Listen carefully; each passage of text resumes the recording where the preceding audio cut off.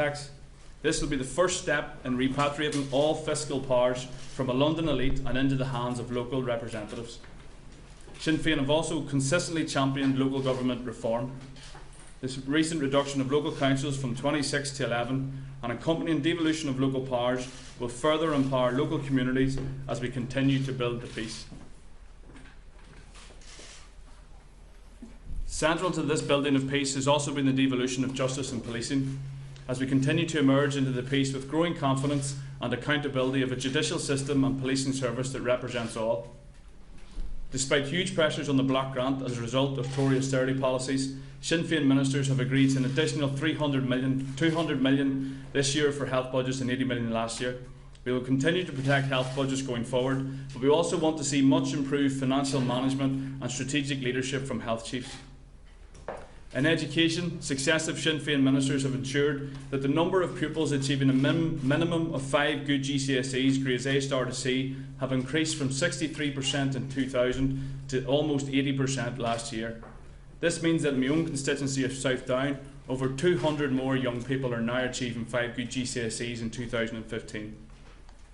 Throughout Ireland, Sinn Féin remain committed to the protection and enhancement of rural life. Central to this has been the delivery of a well-funded, flexible and, most importantly, a fair CAP reform. A CAP reform that rebalances decades of neglect for our small family farms.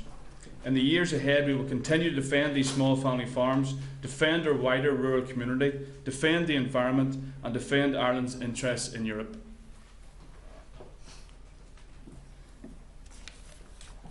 As Martin has outlined at the start, this election is a chance to take a stand against the Westminster politics of austerity and for a vision of a united, prosperous, equal and inclusive Ireland.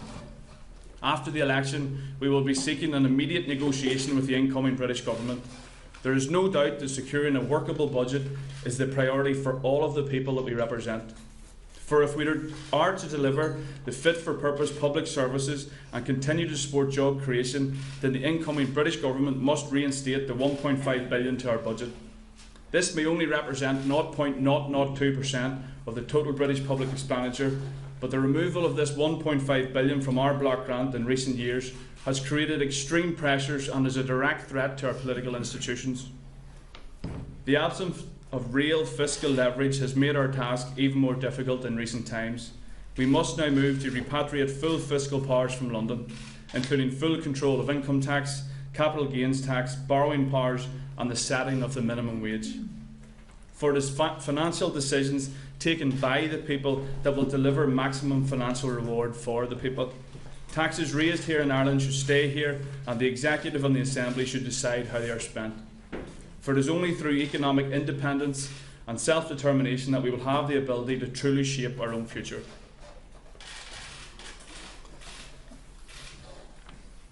In the current climate of enforced austerity, it is important that we stand together. If society acts collectively, we can end the Tories' reckless mismanagement of our economy. If all sections of society, civic society, trade unions, political parties and the people we represent stand united in defence of our public services and local jobs, we can build a fairer society. When it comes to job creation, encouraging though it is to see such interest in our economy from overseas, we must caution against a reliance on foreign direct investment over the growth of our local economy and indigenous SMEs. Trade and investment are hugely important. However, there should be no over-reliance on FDI to create jobs. In the South, we have seen indigenous sectors sacrificed to appease multinationals. We must not mirror such an imbalance.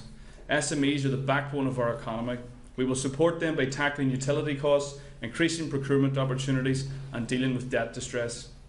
Regional economic imbalance remains a problem, and this also must be addressed. Going forward, local councils, community and voluntary organisations and business leaders must work in partnership with government to attract greater investment and to further job creation in these hitherto neglected areas. The current Tory-led British government has shamefully focused on cutting welfare for the most needy in our society. While other parties supported these cuts, Sinn Féin held out and achieved protections at Stormont House for families, those with disabilities and the long-term sick. This agreement must now be honoured. There will be no further attacks on the most vulnerable. We will fight to ensure the full implementation of the protections agreed at Stormont House, and we will fight to end the scourge of poverty, and we need to fight for workers' rights. Sinn Féin also believe that childcare is a right. Policy must be geared to the needs of children and families rather than solely to the needs of the labour market. Affordable childcare makes social and economic sense. We will seek the provision of high quality, affordable, capped at 15% of income for those in low income and those in education and training.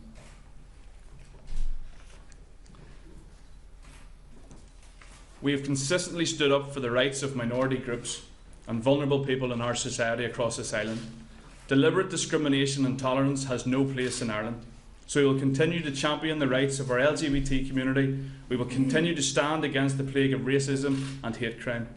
A zero tolerance approach must be adopted, not only by the PSNI and the courts, but by all Irish citizens. Politics and peace building in Ireland has been for too long an activity for men alone, but leaving out half the population is dangerous and unsustainable. Women must be involved in the political and economic reconstruction of Ireland. There is an onus on all key actors in our peace process and our political process to ensure this happens. We are now seeking cross-party support to bring forward gender quotas in the next programme for government at Stormont. If this is not possible, Sinn Féin will be bringing forward our own private member's bill. A Bill of Rights for the North is one of many outstanding commitments from the Good Friday Agreement. We need a rights-based approach and legal protections in dealing with this contentious issues. If we are to build a society based on equality for all, we must protect the rights of all citizens. This also means we will pursue the introduction of Act na Gaeilge. The Irish language is for everyone. We must promote it and protect it. Following commitments given at St Andrews, Sinn Féin have consistently lobbied the British government to step up to the plate in this regard. The Culture and Arts Minister, Karen McGuinness, has recently launched a draft bill with regards to Act na Gaeilge, and we'll be calling on everybody again to feed into this process as it closes on the 5th of May. As with the need for a border poll on Irish unity, our position on the EU referendum is crystal clear. Ireland's place is in Europe. The proposed EU exit referendum is irrational with questionable motives as the Tories swing further to the right. Leaving the European Union would hurt the northern economy each and every year.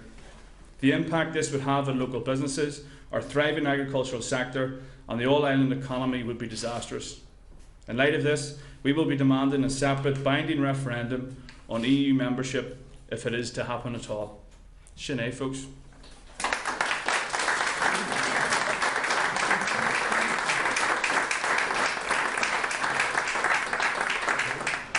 Chris, and thanks for that overview of our priorities as set out in our manifesto for this election. And we all know the importance of the task ahead of us in the remaining days until the election. How many days now, Gemma? 17, you're on. She's been counting it down for months. Returning an enhanced team of Sinn Féin MPs will increase our political strength as we move forward towards our political objectives. Our next speaker has been to the fore of the drive to achieve those objectives for decades and is recognised throughout the world as a champion of the people, the scourge of oppressors and the elites who have plundered and squandered the commonwealth of the people of this island. The most famous Irishman in the world, it's an honour and pleasure to welcome Louth TD and leader of Sinn Féin, Gerry Adams.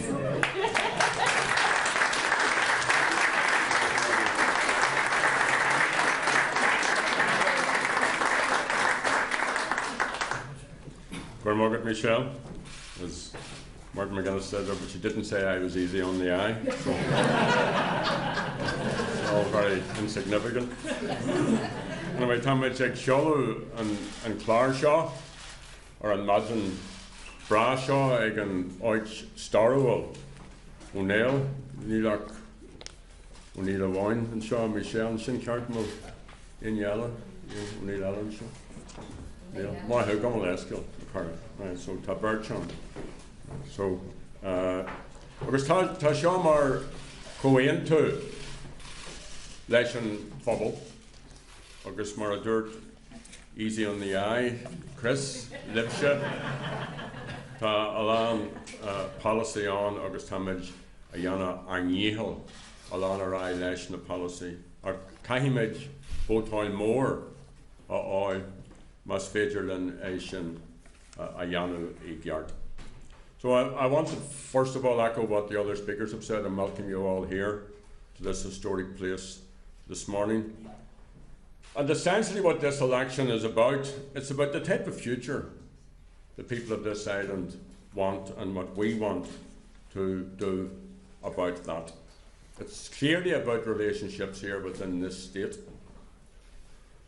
about our relationships with the rest of the people of the island, and of course relationships between our island and Britain. And as Martin McGuinness said, and we shouldn't gainsay the achievements which he has outlined, the North has been transformed in recent years. But let's be clear, there is still resistance. There's resistance to equality, there's resistance to the necessary processes of change. So we're seeking a positive mandate to continue with a progress and progressive social, economic and political changes. And it's now clear, they both said it, that the configuration of parties which will make up the British government, they want to continue, particularly the Tories and Labour, to impose austerity on society here. And it's always been the historical fact that the British governments take decisions primarily in the interest of England and not of citizens here, and that is set to continue. So austerity now clearly is the price for the Union. We'll continue to campaign to end the Union, to end partition, and will be seeking a border poll in the next term of the Assembly. Now, of course, others have a different view of the future and of the Union, but even they have had to acknowledge that the interests of people in the North are best served by the transfer of political and economic decision-making powers from London. So whatever attitude other parties have about the future of the Union, they know that democracy and political accountability demand this. And they also know in their hearts of hearts that people here, citizens here, want local politicians to take responsibility for delivering prosperity, growth and equality. Sinn Fein is the only party in this election firmly opposed to austerity.